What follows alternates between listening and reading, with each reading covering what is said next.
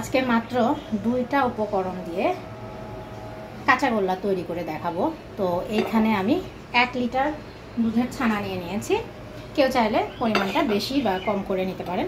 আমি প্রথমে যেটা করব, এই ছানাটাকে খুব ভালোভাবে মথে নিব। আমরা নর্মাল মিষ্টির জন্য যেমন ছানা থেকে একদম পানি ঝরিয়ে নিই, এই মিষ্টির জন্য কিন্তু সেটার কোনোই দরকার নেই।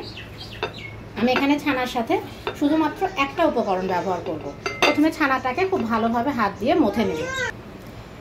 ছানাটাকে মথে নেওয়ার পরে এটাকে এক পাশে রাখবো 2 ভাগ, আর এক পাশে রাখবো 1 ভাগ। এইভাবে 3 ভাগ করেও কেউ 2 ভাগ আর 1 ভাগ নিতে পারেন। আমি চোখের আন্দাজে 1 ভাগ আর এখানে 2 ভাগ রাখলাম। এই 2 ভাগ এখন দিয়ে দেব চুলায়। মাত্র 2টা উপকরণে কিন্তু এই মজাদার কাঁচাগোল্লাটা তৈরি হয়ে যাবে। এখানে আমি প্রথমেই ছানাটা দিয়ে দিলাম, তারপর এটার সাথে অ্যাড করে দিব কনডেন্স মিল্ক। মিষ্টিটা যে যেমন খেতে চান তেমন দিতে পারেন। এখানে কিন্তু এখনো চুলার জালটা জ্বালাই নাই আমি।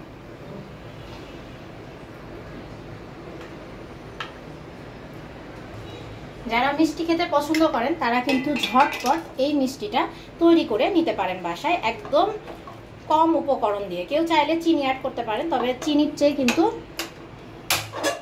কনডেন্স মিল্ক দিয়ে এই মিষ্টিটা খেতে বেশি ভালো লাগে। চুলার জালটা জ্বালিয়ে দিলাম, দিয়ে এবার অনবরত এইভাবে নাড়তে থাকবো।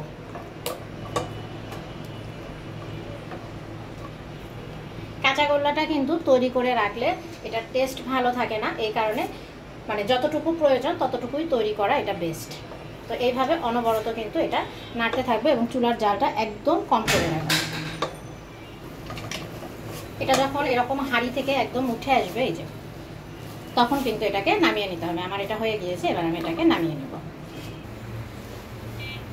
চুলা থেকে নামিয়ে আমি এই যে প্লেটটাতে বাকি ছানাটা রেখেছি, ঠিক সেই প্লেটটাতে এইটুকু আমি ঢেলে নেব।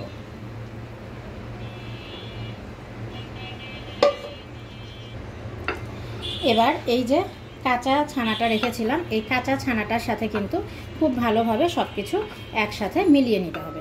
এটা যেহেতু অনেক গরম, তাই একটু অপেক্ষা করে, একটু ঠান্ডা হওয়া পর্যন্ত অপেক্ষা করে এটা মিলিয়ে নেব।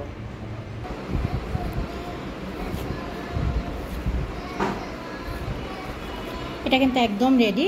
কেউ চাইলে এইভাবে ছোট ছোট বল করেও কিন্তু এই কাঁচাগোল্লাটা সার্ভ করতে পারেন।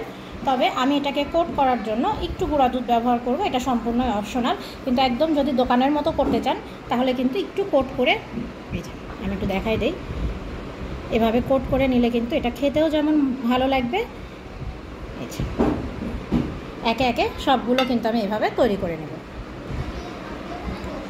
একবার বাসায় ট্রাই করে দেখতে পারেন। আশা করছি দোকানের চেয়েও অনেক বেশি ভালো হবে আপনার নিজের হাতের তৈরি এই মিষ্টি।